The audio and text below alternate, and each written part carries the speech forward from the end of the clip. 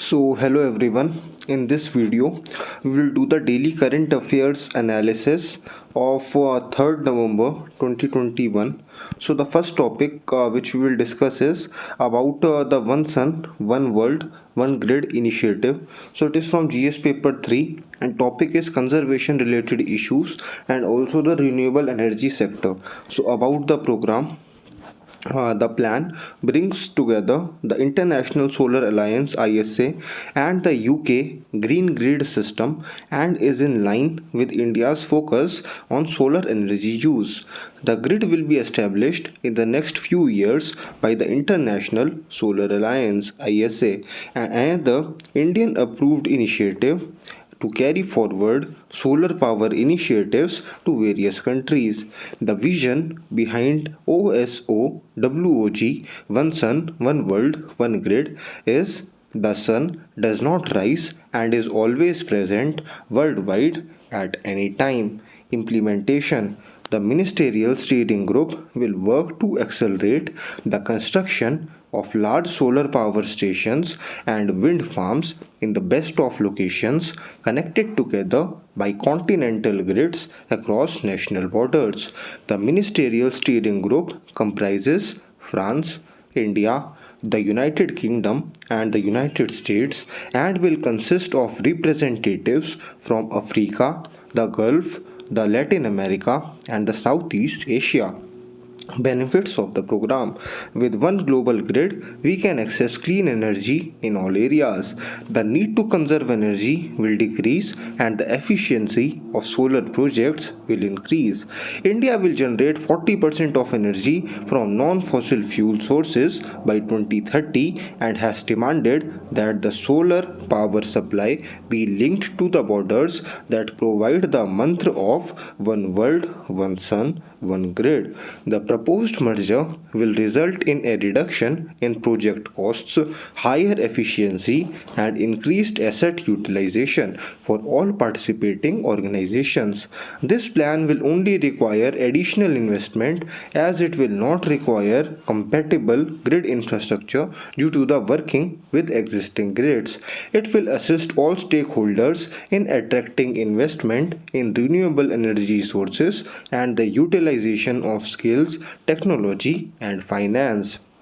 The effects of the economic benefits can have a positive impact on the poverty alleviation and support in reducing water, sanitation, food, and other socio-economic challenges. It will allow India's national renewable energy management to grow as regional and international administrative institutions. The source of this news is economictimes.indiatimes.com. So next is revised PCA framework for banks issued by RBI. So it is from GS paper 3 and topic is economy related issues.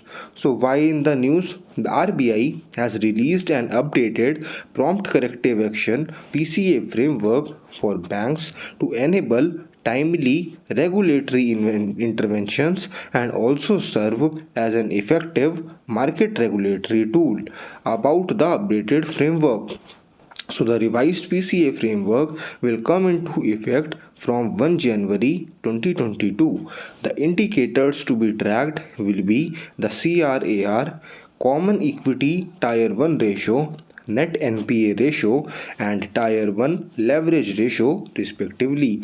What is prompt corrective action? So the PCA is a framework in which banks with weak financial metrics are placed under the scrutiny of the RBI.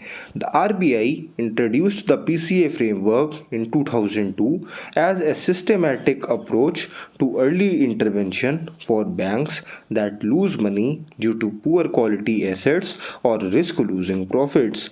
It aims to address the problem of non-performing assets (NPAs) in the Indian banking sector.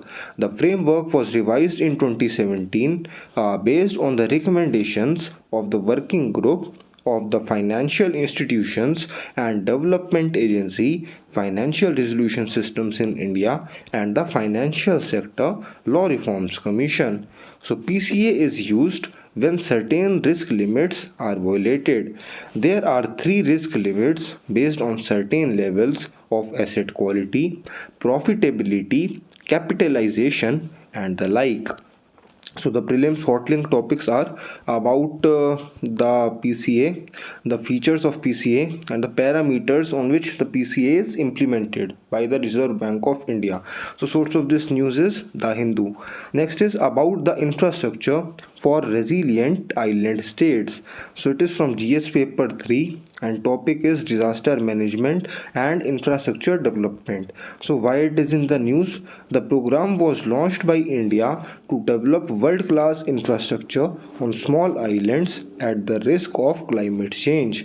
The new move is the result of a partnership between India, the United Kingdom, and Australia and includes the participation of minority leaders in islands such as Fiji, Jamaica, and Mauritius. Implementation.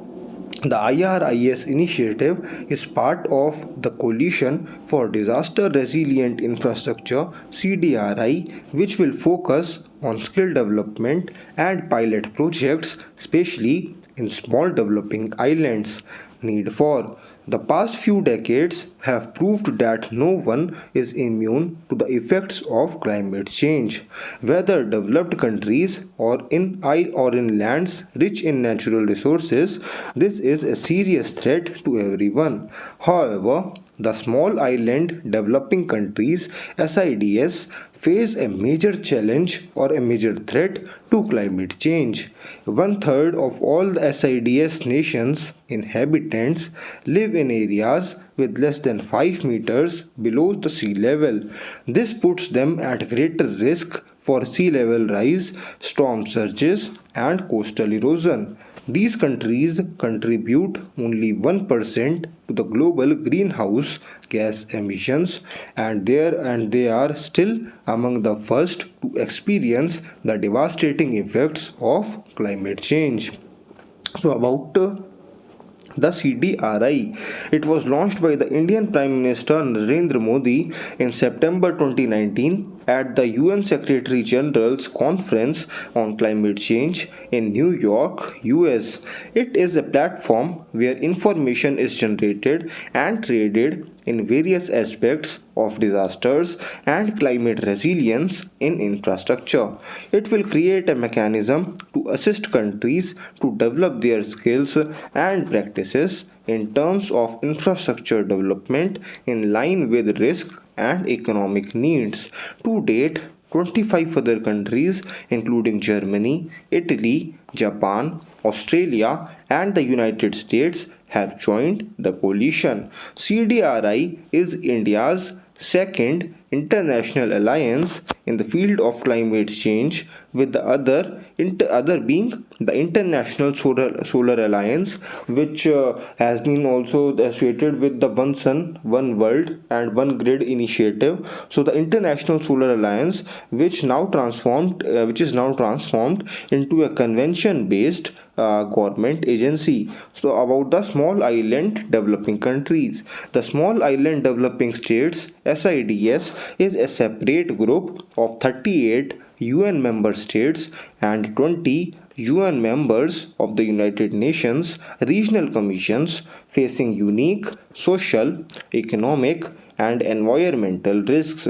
SIDS were recognized as a separate group of developing countries in June 1992 at the UN Conference on Environment and Development.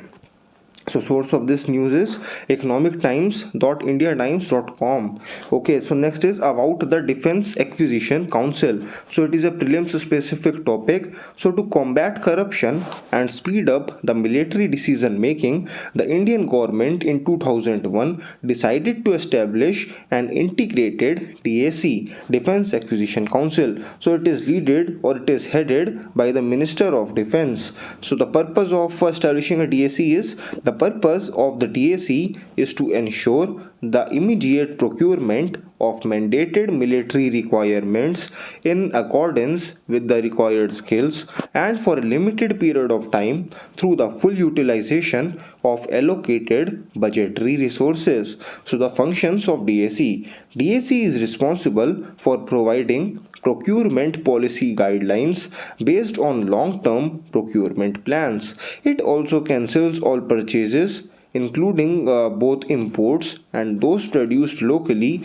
or under an external license. So source of this news is economictimes.indiatimes.com.